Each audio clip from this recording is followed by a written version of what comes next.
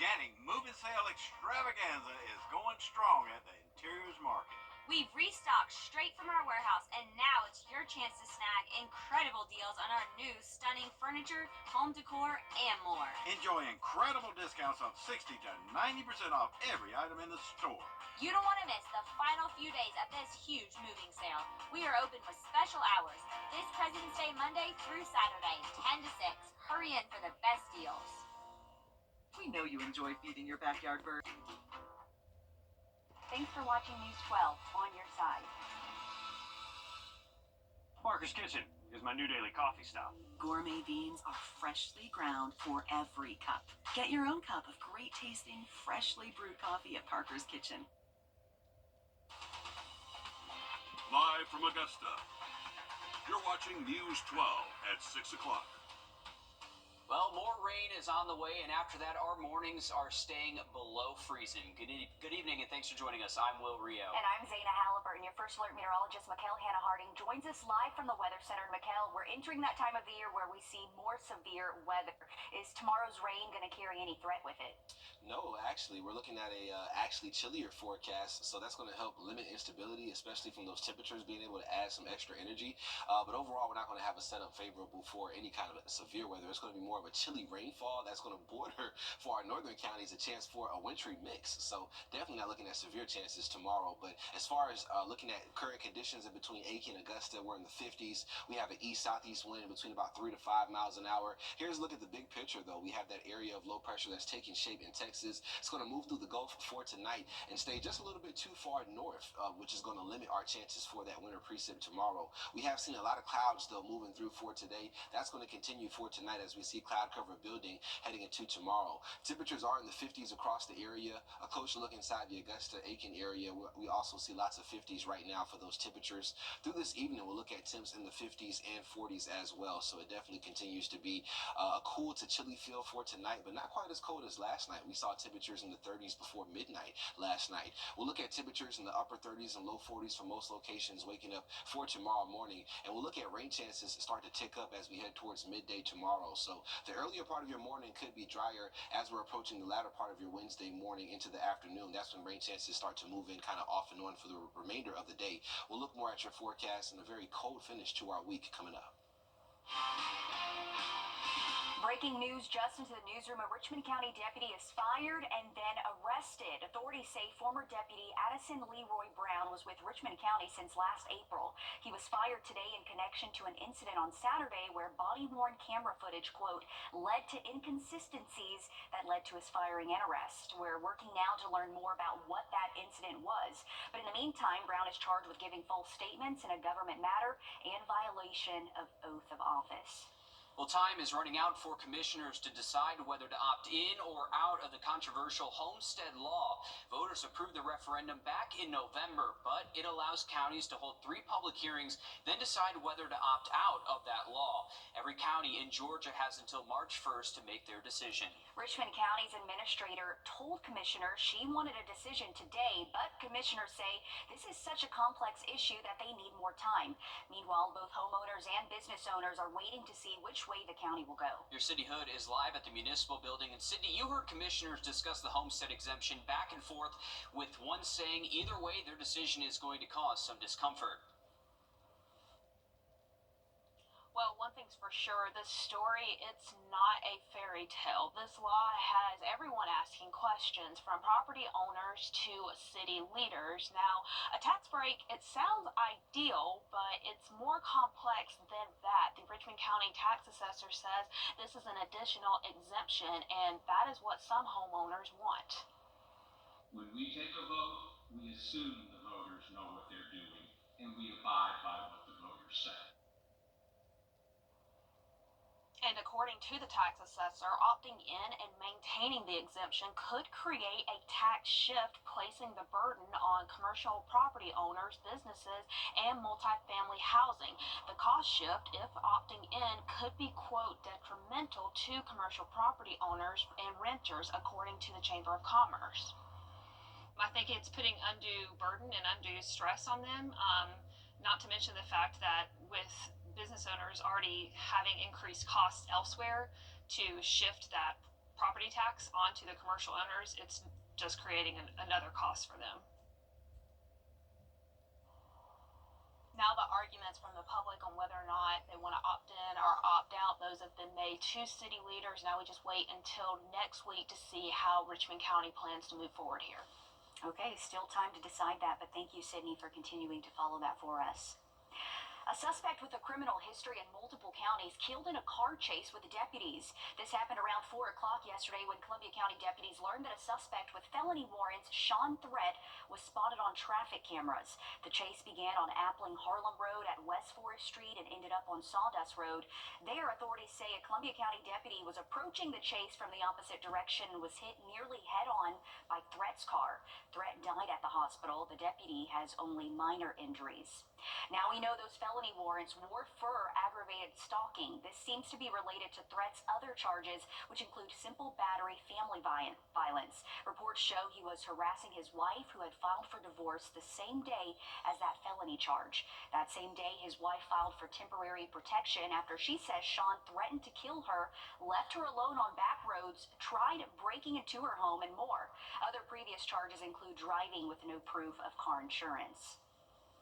Baldwin County over in Milledgeville says Threat has been a frequent offender since 2004 on charges from aggressive driving to simple battery and stalking. We're still waiting on confirmation for what felony warrants led officers on the chase. Well, it's not what you normally see in Aiken, a historical church trying to get rid of its historical designation. But that's exactly what's happening with Friendship Baptist Church, and it's catching the attention of many in the community. Your Kennedy Payne joins us live in studio to explain why. It's the price of history. The church requested that 2 of their 3 structures be changed from protected landmark status, preventing any changes. 1 to contributing, meaning it's historic, changes can be made, but with approval. The other 2 non-contributing, meaning it can be altered or even fully demolished. There are 21 buildings in Aiken that hold landmark status, only 3 of them relating to Black history. This move now makes it 2. Friendship Baptist Church is the first African-American Black church here in Aiken. 3 structures, all previously holding landmark status. They gained that status in 1994. Until recently. It was approved for them to reduce their landmark status. Their reason for the status change was health, safety, and welfare. They are still using all of the buildings today. It seemed like they would make sure they closed down the building if they were really concerned. They say the parsonage is past the point of being saved. We did have experts come in and say all 3 buildings were landmarked, and Miss Lillian Red knew they were landmarked 20 years ago. Sharon White is a previous member of the church who tried to help save the property. I was trying to get grants to help them preserve and protect the church, but I received a letter from the pastor stating that, put it bluntly, I was to be quiet. The plan is to move the building, but Mandy Drumming says once you do that, it's almost impossible to put the building on the National Register of Historic Places. Then it can't get certain grants. That makes it difficult to preserve, and you can partially demolish it. And they say the problem to begin with, there is a rule to maintain your property. It's called demolition by neglect. If you do not, is negligence. The buildings were not taken care of. And they say what's at stake, there's a legacy there to be preserved, is the true value of history. The guidelines are definitely set up to allow new development and historic preservation. They're set up for balance. This is unbalanced, and in the end, the community will lose out. We did reach out to the church. Pastor T.C. Edwards says since May of 2024, the Friendship Baptist Church has presented to the Aiken Design Review Board, Aiken Planning Commission, and the Aiken City Council the reasons for the needed requested changes. Final approval has been granted by Aiken City Council, and FBC will move forward with its plans. FBC has no further comments on this matter. Thanks for following that for us, Kennedy. Coming up, Wellstar MCG Health is the first hospital in Georgia to bring you the benefits of the hospital from your home. And tonight we're hearing from the first ever patient using this program. We'll explain how it works after the break. And we're going to look at some rainfall for tomorrow, some colder temperatures to finish off your work week as well. We'll look at it all coming up next. Time and Temp, brought to you by your First Alert weather team. Introducing the First Alert Radar Network. With up to 10 times the resolution of other local radars and technology that can pinpoint right down to your street. First just got faster. Are you tired of gutters that just don't work? Gutters that clog, overflow, or fail. I'm Chip Lewis with 64 Insurance Group. You've probably seen some of our goofy commercials, but I can promise you, we take Medicare very serious. I'd like to prove that to you. Please join me in a live Zoom webinar where I'll break down all aspects of Medicare in a way that's easy to understand. I promise you'll walk away feeling confident and prepared to take the next step on your Medicare journey. The webinar is completely free to join and easy to sign up by visiting our website, u64.com. We wanted to be able to. Taking a live look at radar first, we're looking at our low pressure system that's going to bring us rain tomorrow, setting up here in Texas right now. You can see on the north side of it some winter weather in Arkansas up through Missouri, just to name a few states. And down here in Texas and the Gulf Coast, they're looking at some showers. And we're mainly dealing with that shower portion of this system heading into tomorrow. We've seen plenty of cloud cover moving through for today. It's giving us a very colorful sunset, though. Check this out as we look at the sun now setting outside of our studios. Traffic also clearing up on I-20 eastbound, so some good things to report there. Temperatures are in the low 50s right now, and we'll see temperatures slowly decline through this evening. It's not going to be a rapid drop in temperatures like we saw last night. So right now we're in the 50s across the area for most locations, and as we head through the next few hours, we are going to stay in the 50s and 40s all the way up until midnight. So still chilly. You want to have a jacket for any evening plans you may have outdoors, especially maybe eating outside, but it won't be quite as cold as what it was yesterday evening. As far as low temperatures, by your Wednesday, we're looking at 30s and 40s out there, waking up upper 30s to low 40s. So staying above freezing. And as far as those rain chances, we'll see those peak tomorrow as we head towards the middle of your day. And then we'll keep a chance for some off and on showers throughout the remainder of your Wednesday. So it's not going to be an all-day washout for everyone. And we're also looking at this rainfall not really accumulating too much. We're talking about less than a quarter of an inch for most areas. So some very light rain tomorrow. It gets windy, though, as we head into our Thursday, and very cold as well. We're looking at your future radar and satellite outlook here, though, taking you through your Wednesday. You can see that as we head towards the middle of the day, that's when we'll see some widely scattered chances for showers to move through. That winter precipitation looks to stay further north, though, so some good trends there. And as we continue through your Wednesday, again, off and on showers do look possible for the remainder of the day. As we head into early Thursday, we'll have to watch some of our northern and eastern counties, possibly for a few flurries and some light snowflakes out there. But that looks to be very quick moving in terms of that threat and not going to accumulate to anything with those temperatures staying above freezing. Our lack of a threat for this winter weather event is because of the track of that area of low pressure is just further north than what it was when we had our last winter storm in January. So some good news for us. It keeps that freezing line and the bulk of that winter weather north of the I-85 corridor and just gives us a very chilly and wet outlook for tomorrow. But it does get windy by your Thursday. We're looking at those gusts anywhere from 20 to 30 miles an hour, and those wind chills are going to stay in the 20s and 30s all day Thursday. So very cold behind that system, and we're sunny for your Friday. Thanks, Mikkel.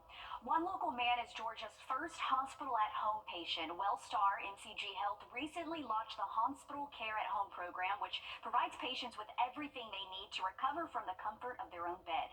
Wellstar is the first in the state to offer this program and is finding solutions in how technology and in-home visits can produce better health outcomes. Sergio Bustos is 92 years young and had an accident back in November that led him to the hospital. He'd fallen, and he seemed to be okay after that, but then he got a really bad bruise on his leg, and then his leg started to swell, and it turned like bright red.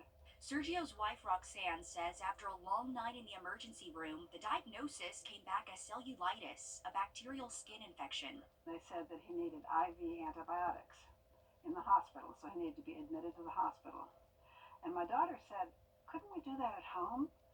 And they just had this program all ready to go, which we knew nothing about. And after a while, they came back and said, yes, we can do it at home. This made Sergio Bustos the first patient to try Wellstar MCG Health's newly launched Hospital Care at Home program.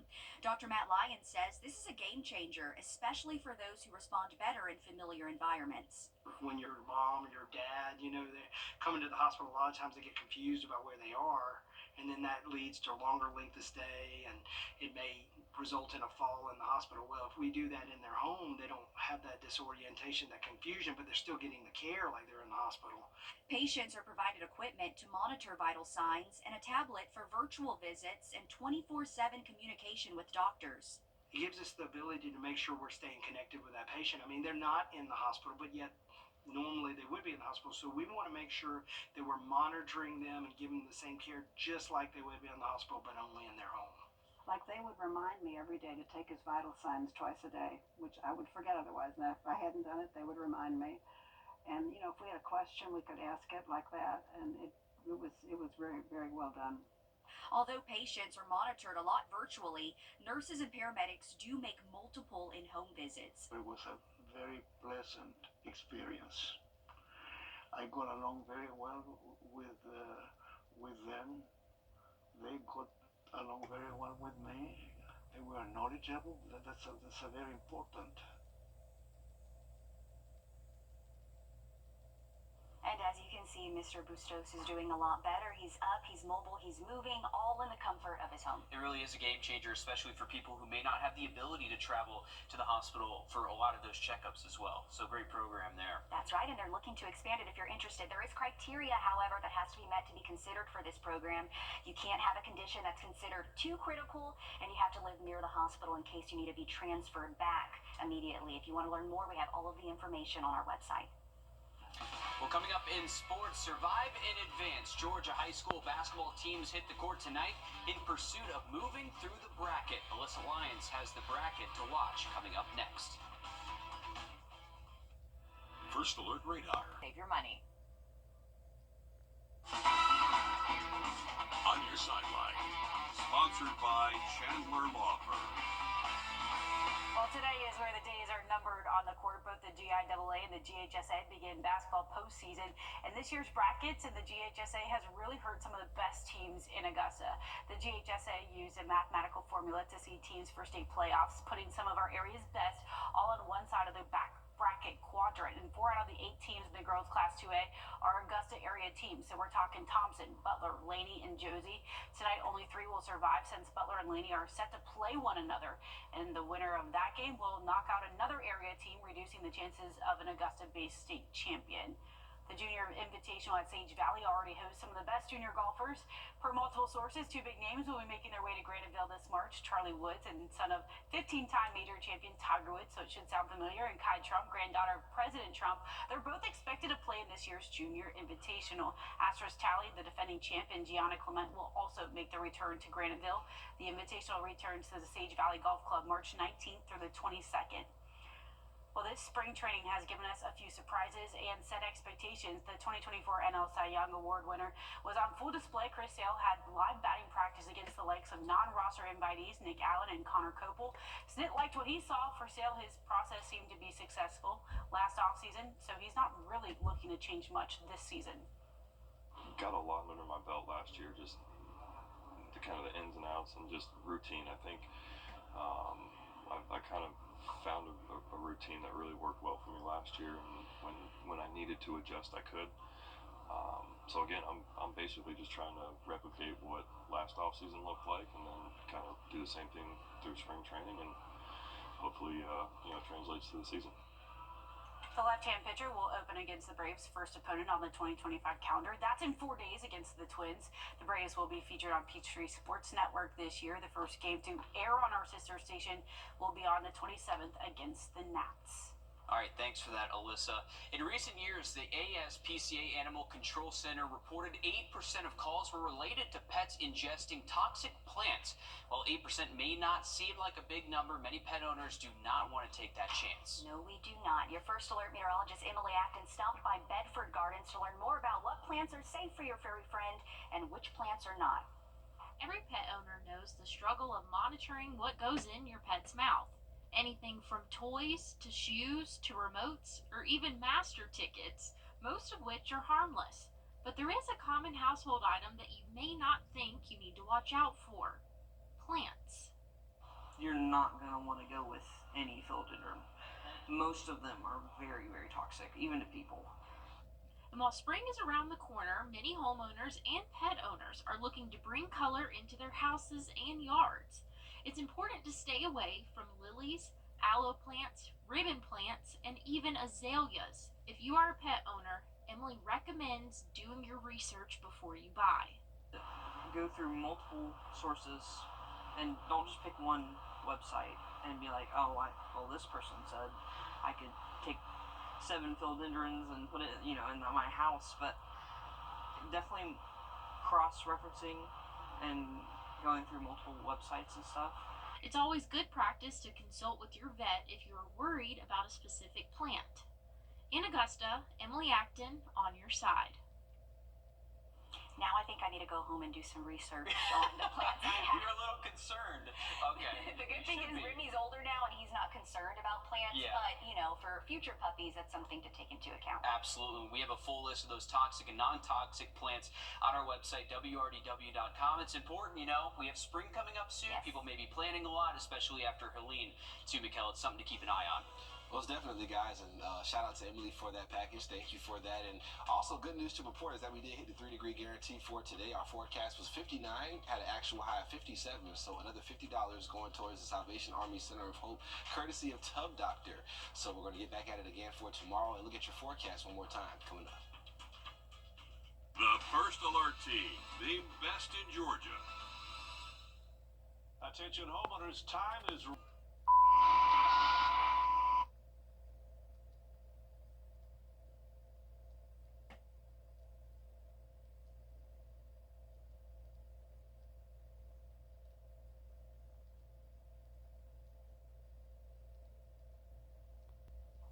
We're looking ahead towards tomorrow. As we go through tonight, we'll see cloud cover continue to build. We're looking at 30s and 40s waking up for your Wednesday. Some off and on showers possible starting late in the morning and lasting off and on throughout the day.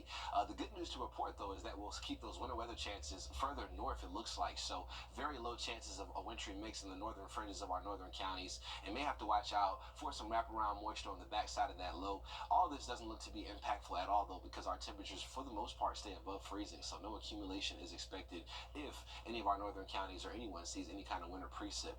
The bigger story after the rainfall for tomorrow is the wind on Thursday. It's going to be gust out there anywhere from 20 to 30 miles an hour, it looks like. And then as far as the wind chill, that's going to have an impact on how it feels outside with those winds on the breezier side and high temperatures only in the 40s for your Thursday. So we start off Thursday morning with feels like temperatures close to 20 for some of our western counties, especially by midday Thursday. It's not much of a warm up. We're still talking about feel like temperatures in the 30s and below freezing for most of the CSRA.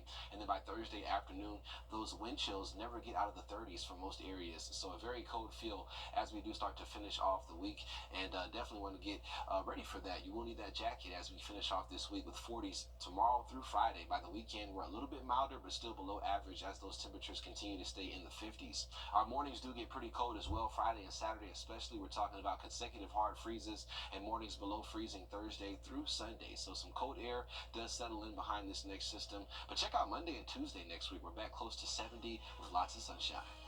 Thanks, Mikkel. We're back live on 26 News at 7. And for News 12 at 10 and 11 o'clock. Thanks for watching.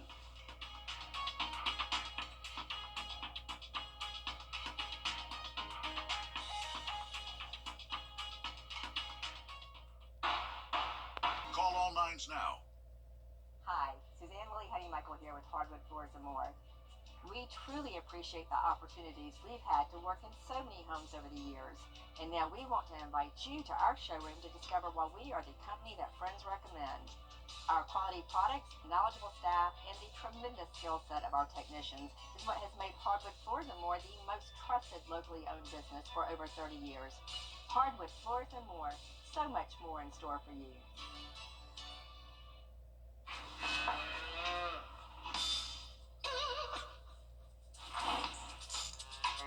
Sick beats, Mrs. H. Thanks, Marvin.